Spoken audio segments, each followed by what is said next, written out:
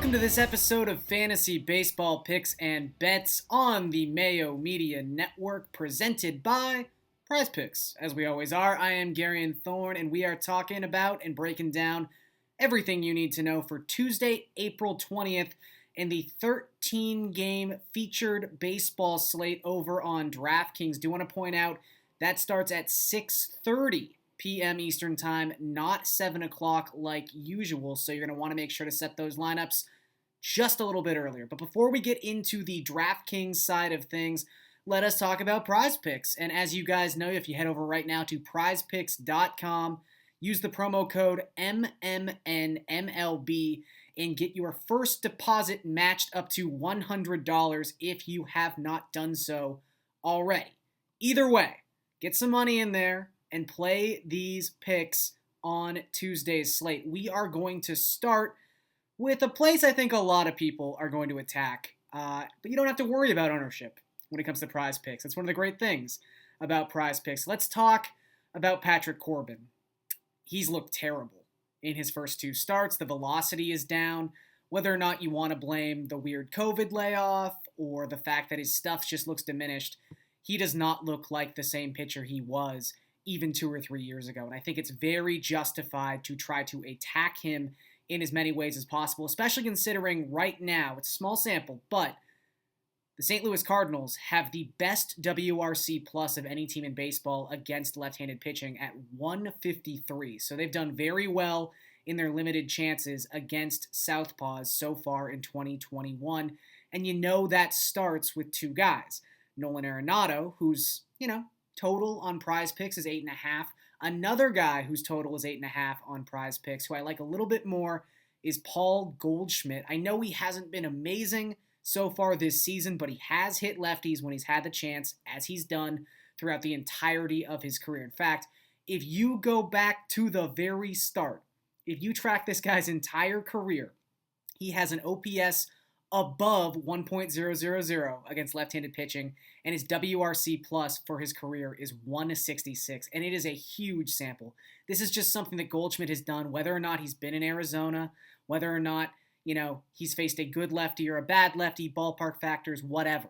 He hits left-handed pitching, and right now Patrick Corbin is in a terrible place, as I mentioned. So I like Paul Goldschmidt to go over 8.5 fantasy points on Prize Picks. You could also use Nolan Arenado. I wouldn't have a problem with that, but I do like Goldschmidt just a little bit more. Another place I want to attack, Freddie Freeman. The Atlanta Braves are taking on the New York Yankees, the reeling New York Yankees. And a big reason the Yankees have been so bad so far this season, the starting pitching, aside from Garrett Cole, has been incredibly shaky. And someone like Jameson Taillon, who was brought in as, it's crazy to say, but like one of the lower risk signings they made this offseason, especially when you look and see how Corey Kluber has been pitching so far. But Taillon has not looked good so far this season, and specifically left-handed batters have given him a lot of issues. He's only faced 14 because he's only made 2 starts, and he hasn't lasted that long in either. But right now, lefties have a 486 WOBA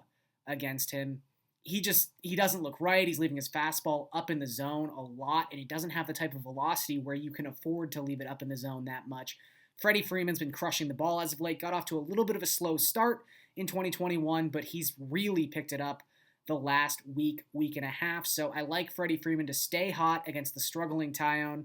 8.5 fantasy points is the over-under on Prize Picks. I like the over in addition to that Paul Goldschmidt over. All right, let's now talk some DFS, and it is a big slate, one of the biggest we have had so far in 2021. 13 games on Tuesday night, and you'll notice right at the top of the pricing list is Corbin Burnes. We don't have to talk much about Corbin Burnes. He's been absolutely dominant so far this season. People are going to want to use him. However, his ownership is going to be astronomically high because not only has Burnes been dominant, not only has he showcased strikeout stuff that few pitchers can match, but the rest of the high-priced pitching options on this slate are terrible. I mean, the second highest priced pitcher, the only other guy you'd have to pay $10,000 for, is Chris Paddack going up against Corbin Burnes, so pretty low win expectancy, and Chris Paddack's looked terrible so far this season, only averaging about 10 DraftKings points per game. Taillon, who we just talked about, is the fourth most expensive pitcher on this slate. So the pricing is still a little weird when it comes to the top end of this slate, and that's only going to push Burns' ownership into, I want to say 50%, but we could even see 60%. That's how dominant he's been. And I don't necessarily hate that. I'm going to have ownership of Corbin Burns. It's just a matter of how much exposure you want in a GPP. And also, because he's so expensive, where can you save money on a second pitcher or in some stacks? We will get to that in a second because there are three guys in particular I like as mid-range, or I would even say bargain basement options on this massive slate. The first guy I want to talk about is someone who burned us last week in our Tuesday video, but I'm going back to the well with Luis Castillo. I know he's looked bad so far this season. I know the Giants barreled him up a lot in that game last week. But the big concern with Luis Castillo, who I should mention is just $6,600, which is an insane price to find someone of the caliber of Luis Castillo, the fastball velocity was the big red flag the first two starts of the season. Specifically, his first start of the year, his average fastball velocity was just 94.8 miles per hour. It was back up to a season-high 96 mile per hour average in that game against the Giants. So even though the raw stats didn't look great after the fact, the stuff was better. He's still getting swings and misses, 12.7% swinging strike rate through three starts. He's generating chases. His O-swing percentage is 41.4%. That is an elite mark. I think at some point, Luis Castillo, who again is crazy cheap, he's going to have a Luis Castillo type game. And I think it could definitely happen against Arizona. I know Arizona's offense is kind of middle of the pack so far this season. They've actually done pretty well considering how people have kind of thought about them, their perception coming into 2021. But they don't have Starling Marte. We don't know that for sure as of right now, but it doesn't seem like he's ready to come off the IL on Tuesday. There's going to be no Christian Walker. Tim LeCastro just went on the IL as well. They're missing basically the top third of their batting order, and they've had just an 80 WRC plus against right-handed pitching so far this season. So I think Tuesday is the day we finally see the real Luis Castillo, and that fastball velocity ticking back up is a very, very positive sign. Two guys who, one cheaper, one a little bit more expensive, who I like a little bit less, but I will have some exposure to. Michael Fulmer, not a name I thought I'd be talking about this early in 2021, but the Tigers have turned back to Fulmer in the starting rotation, had a pretty good start his last time out on the 14th. Fulmer is just $5,800, and you know what? Anyone under 6K who can throw 100 pitches and do so with a little bit of strikeout upside, if they're going up against the Pirates and they're that cheap, they're viable. The Pirates, again, much like Arizona, have not been terrible so far this season. Middle of the pack in most offensive metrics. But I don't trust that lineup. Nothing in that lineup scares me. There's not a lot of power. And Fulmer, some pretty good stuff so far. 27.3% strikeout rate, a 12% swinging strike rate. It's just 12 innings of work. However, he's been throwing his slider 35% of the time so far in his 4 appearances, and that is by far a career high. So we have a little bit of a reason to pinpoint as to why he's been generating more swings and misses and getting more strikeouts. We'll see if that continues. I'm willing to take the chance at 5,800. Also, Taijuan Walker, talking a little bit about velocity, he is throwing harder than he's ever thrown through 2 starts with the Mets. We know he had some great success in 2020, even though the advanced numbers didn't quite like Taijuan Walker as much as the surface stats in 2020, but he's been pitching really well lately. He's healthy. As I mentioned, he's throwing it harder than he ever has before, has a 29.3% strikeout rate, going up against the Cubs, who have the National League's highest strikeout rate. So at $7,600, he's in a weird range. Like Shohei Ohtani is right there, but we know Ohtani is going to be on a pitch count. He might not throw more than 70, 75 pitches. So again, this is a strange slate, but I like Walker's matchup. And I like the fact that he has been pitching better, and that fastball has been really, really good so far in 2021. Okay, when it comes to stacks, let's stick with that Mets-Cubs game. I love stacking against Jake Arrieta, who actually hasn't been terrible so far this season, but that a lot of that is predicated on the fact he has faced the Pirates twice to this point in the season. So that's going to help some things out, especially considering the Pirates aren't exactly stacked with left-handed bats, quality left-handed bats, and that's really the way to get to Jake Arrieta. You go back to the start of 2019, among qualified pitchers, the 377 WOBA that Jake Arrieta has allowed opposing left-handed batters to hit. That is the second highest qualified mark in that span of time. Lefties crush this guy, and it's not as if there's a lot of swing and miss stuff in these scenarios either. He has just a 16.1% strikeout rate in that 3-year sample, 1.84 home run per 9 for opponents, left-handed opponents in that span. This is about 95 innings of work, so we're getting to a reasonable sample size here. There's also so many cheap left-handed bats on the Mets. They've been underwhelming, to be sure, so far this season, but you've got the obvious guys. You've got Francisco Lindor at $4,700, the switch hitter. Dom Smith comes in at $4,400, so we're already getting to, I don't want to say cheap, but the middle tier of the position. And then you've got Jeff McNeil at 3.6, Michael Conforto, who's got a couple multi-hit games in the Mets' past couple of games, so he might be turning the corner. He's looked pretty bad so far this year, but he's $3,500, and Brandon Nimmo, who can't stop getting on base and is leading off against right-handed pitchers for the Mets, $3,500. He's got to be one of my favorite value plays on Tuesday's slate. More expensive stack, but one that has, a little bit of savings. You can find some guys to throw in there towards the end of it.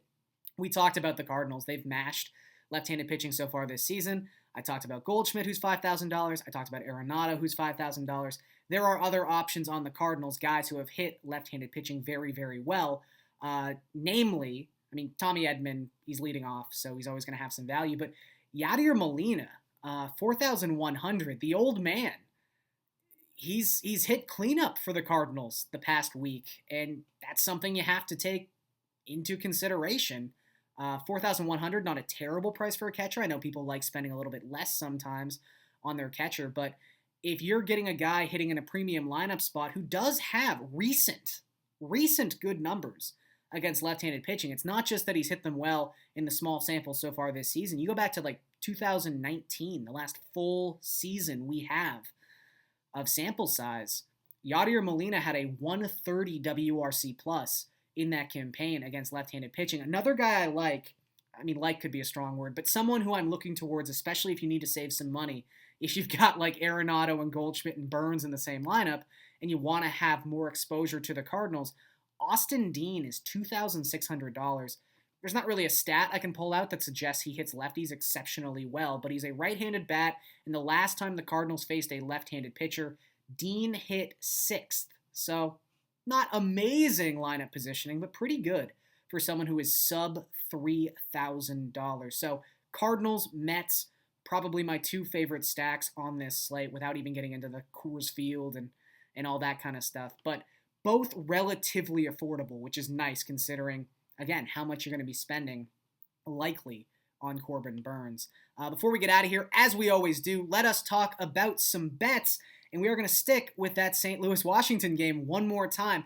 Obviously, with how much I dislike Corbin and how much I like St. Louis's offense against a left-handed pitcher, I'm a little bit intrigued by the fact that they're paying plus money right now, money line, against Washington on the DraftKings Sportsbook. I would take a look at that, but the bet I feel a little bit more strongly about is the over in this game, just 8.5 runs. What pitchers have they been watching when it comes to Patrick Corbin and Adam Wainwright? Both these guys could be toast. I was thinking this was going to be 9.5, maybe even 10. Just minus 120 to go over 8.5 runs in this game between St. Louis and Washington. And there were a ton of runs scored in Monday's game. Not that that's necessarily a precursor of what's going to happen on Tuesday, but both these offenses are pretty hot right now. Like I said, the Cardinals, best team in baseball, small sample, against left-handed pitching so far this season. And Adam Wainwright, the big issue he has is left-handed bats. It's plagued him throughout the last half-decade. So far this season, 413 WOBA to opposing left-handed hitters. And Washington's got some great left-handed hitters in the top of their lineup. Obviously, Juan Soto. You got Kyle Schwarber. Josh Bell hasn't really turned it on yet, but someone who I do like, generally speaking, as a left-handed bat in the middle of an order. So they have the type of guys who can do damage against someone like Adam Wainwright, who, again, I just don't really trust all that much at this point in his career. And then finally, let's kind of come full circle here. Let's finish up with Corbin Burnes, who, he's the guy on this slate. He's the person most people are going to be talking about on this slate. Milwaukee first 5 money line. It's minus 103, so basically even money to bet this. So far this season in Burnes' starts, it is 2 wins, no losses, and a push. And that push was that incredible game against Minnesota where we had dueling no-hitters into the 7th inning. So it's really taken like crazy circumstances for this bet to not hit the first 3 times Corbin Burnes has taken the mound so far this season. The numbers are incredible. His first 2 trips through the opposing batting order so far this season, so 54 plate appearances, has yet to walk a batter in those first 2 trips through the lineup. Opponents are hitting .056, not a single earned run, and he has a 50% strikeout rate. And I get it. It's 3 starts. It's hard to necessarily believe in what you're seeing that that's going to continue to transpire. But if you go back to 2020, he was almost just as good. Obviously, he can't be as good as no earned runs the first 2 trips through the order, but 1.59 ERA last season, first 2 trips through. The strikeout rate, again, phenomenal. He's so hard to hit early in a game.